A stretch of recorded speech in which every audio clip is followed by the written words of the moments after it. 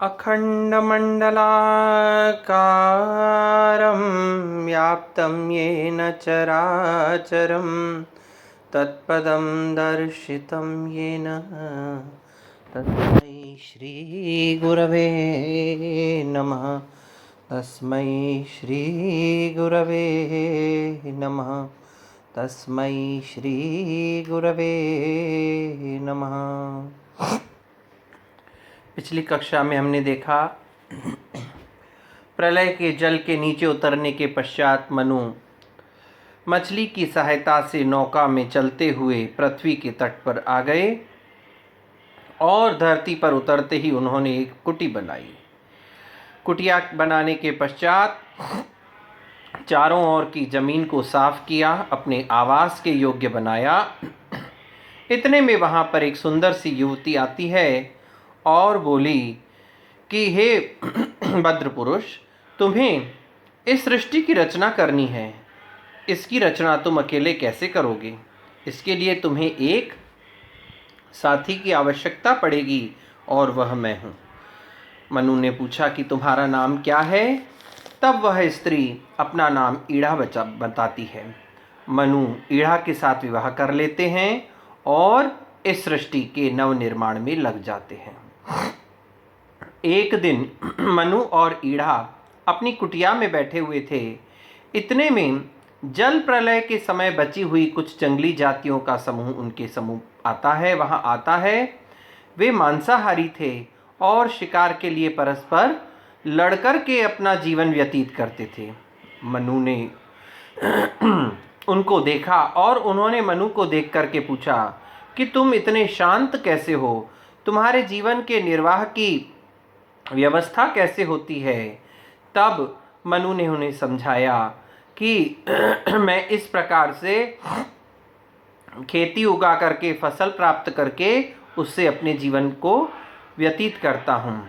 तब उनके निवेदन पर मनु उन्हें भी कुछ बीज दे देते हैं और उनसे वे फसल उगाते हैं और एक बड़ा ही आदर्श जीवन व्यतीत करते हैं।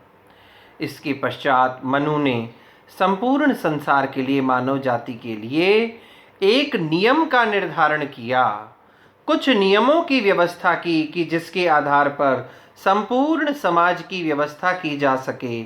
समाज के प्रत्येक व्यक्ति के अधिकार और कर्तव्य, सामाजिक आचार व्यवहार क्या होना चाहिए, व्यवस्था क्या होनी चाहिए, कौन से वर्ण होंगे, कौन से आश्रम होंगे, धर्म, नीति, सदाचार, शासन प्रशासन से संबंधित नियमों के लिए मनु ने चिंतन किया और उन्होंने संपूर्ण समाज में व्यवस्था को स्थापित करने के लिए उन नियमों को लिपिबद्ध किया, जिन्हें हम आज मनुस्मृति के नाम से जानते हैं। मनुस्मृतियाँ भी बहुत सारी हैं, प्रायः 18 मानी गई हैं, जिनमें मनुस्मृति को बहुत महत्वपूर्ण स्थान प्राप्त है। मनुस्मृति के अतिरिक्त याज्ञवल्क्य स्मृति, कात्यायन स्मृति, व्यास स्मृति, पराशर स्मृति, हारित स्मृति, बृहस्पति स्मृति, वशिष्ठ, इस प्रकार करके 18 स्मृतियाँ मानी गई हैं। और स्मृति ग्रंथों में मनुस्मृति को सर्वश्रेष्ठ ग्रंथ माना गया है और यही धर्मशास्त्र है। वैदिक काल में मनु नाम के कोई राजर्षि हुए और मनु की संतान होने के कारण से ही हम मानव कहलाते हैं। अब इस मनु नाम के शब्द पर बहुत विवाद है। कुछ लोग इसको एक व्यक्ति विशेष का नाम मानते हैं, तो कुछ लोग व्यास की तरह इसे एक उपाधि मूलक शब्द मानते हैं। इसीलिए उन विद्वानों का मत है कि पुराणों में और अनेक प्रकार के ग्रंथ में विभिन्न प्रकार के मनुओं का उल्लेख प्राप्त होता है।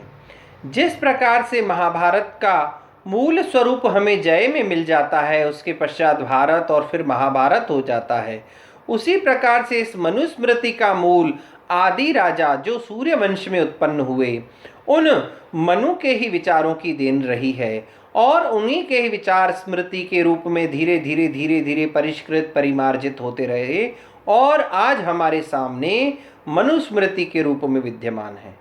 यह भी संभव है कि उन मनु के आधार पर ही यह मनुस्मृति रही हो, किंतु उनके पश्चात होने वाले अनेक मनुओं ने भी इसको परिष्कृत और परिमार्जित किया है। इसके वर्तमान स्वरूप में उन सभी मनुओं का हाथ है। लेकिन इसके विपरीत कुछ लोग मानते हैं कि मनु एक व्यक्ति विशेष का नाम है और उन्होंने ही ईसा से लगभग 200 वर्ष पूर्व इस मनुस्मृति नाम के ग्रंथ की रचना की। अब मनुस्मृति के निर्माण में कुछ विद्वानों का मानना है कि भृगु नाम भी आता है, पर यह धारणा हो सकता है भ्रामक भी हो सकती है, क्योंकि भृगु स्मृति नाम का एक पृथक धर्मशास्त्रीय ग्रंथ है। तो अगर भृगु इसके रचयिता रहे तो उन्होंने इसका नाम भृगु स्मृति न रख के मनुस्मृति क्यों रखा। फिर कई लोगों का ये भी मत है, नारद स्मृति में कहता है कि मनुस्मृति को किसी भार्गव की कृति माना गया है, तो संभवतः ऐसा हो सकता है कि मनु के विचारों को मूर्त रूप देने में किसी भार्गव ब्राह्मण का योगदान रहा हो, किसी भृगुवंशी का योगदान रहा हो। अतः इन सब विषयों में हम न जाकर के हम यह सीधी बात समझ लेते हैं कि मनुस्मृति के रचनाकार मनु हैं और उन्होंने अनेक धर्माचार्यों के साथ मिलकर के इस मनुस्मृति ग्रंथ की रचना की, जिसने भविष्यकालीन समाज के लिए, आने वाले समाज के लिए और वर्तमान समाज के लिए कुछ नीतियां और नियम और कर्तव्य और अधिकार बनाए, जिनका कि प्रत्येक व्यक्ति के जीवन में बहुत महत्वपूर्ण स्थान है। मनुस्मृति में कुल 12 अध्याय हैं और 12 अध्यायों में मनुस्मृति के प्रत्येक अध्याय में भिन्न भिन्न विषयों को मानते हुए करते हुए मनु ने संपूर्ण वर्णाश्रम धर्म का वर्णन इन 12 अध्यायों में कर दिया है। प्रथम अध्याय में सृष्टि की रचना का वर्णन हुआ है। पृथ्वी, जल, अग्नि, वायु, तेज, आकाश इत्यादि 5 तत्वों से क्रमशः रूप, रस, गंध, स्पर्श, शब्द इत्यादि तन्मात्राओं की उत्पत्ति हुई। सृष्टि के निर्माण के पीछे ईश्वर की कामना सर्वाधिक महत्वपूर्ण मानी गई है। यहाँ वेदों की बात का पूर्ण समर्थन किया गया है। संकल्प मूलो वही कामः वही यज्ञाः संकल्प सम। और उसके अलावा ऋग्वेद में भी आ जाता है कि कामः तद मनसः अग्रे, मन में सबसे पहले उस कामना की उत्पत्ति हुई परमात्मा के कि मुझे सृष्टि की रचना करनी है। इसी अध्याय में सृष्टि के 4 युग, सतयुग, त्रेता, द्वापर और कलयुग का वर्णन करते हुए उनकी कालावधि बताई गई है। संपूर्ण सृष्टि में मानव को श्रेष्ठ रचना माना गया है। दूसरा अध्याय बहुत महत्वपूर्ण है और हमारे पाठ्यक्रम में भी हमें द्वितीय अध्याय का ही वर्णन करना है। सर्वप्रथम अभिवादन की पद्धति पर प्रकाश डाल करके माता को पिता की अपेक्षा श्रेष्ठ, माता पिता से अधिक गुरु को श्रेष्ठ माना गया है। ब्राह्मण की श्रेष्ठता ज्ञान से मानी गई है। चारों वर्णों के ब्रह्मचारियों के नियमों का उल्लेख किया गया है और उसके पश्चात विभिन्न प्रकार के संस्कारों के विषय में भी इस मनुस्मृति के द्वितीय अध्याय में वर्णन किया गया है। आगे जाकर के देखेंगे तो विभिन्न प्रकार के गुरुओं की परिभाषा, जिनमें आचार्य, उपाध्याय, पुरोहित, आचार्य इत्यादि के में परिभाषाएं देखने को मिलती हैं। आचार्य और गुरु के पवित्र संबंध, शिष्य और गुरु के संबंध, शिष्य के कर्तव्य, गुरु की योग्यताएं और भी अनेकानेक विषयों पर यहाँ गायत्री मंत्र की यहाँ पर महत्ता स्थापित की गई है।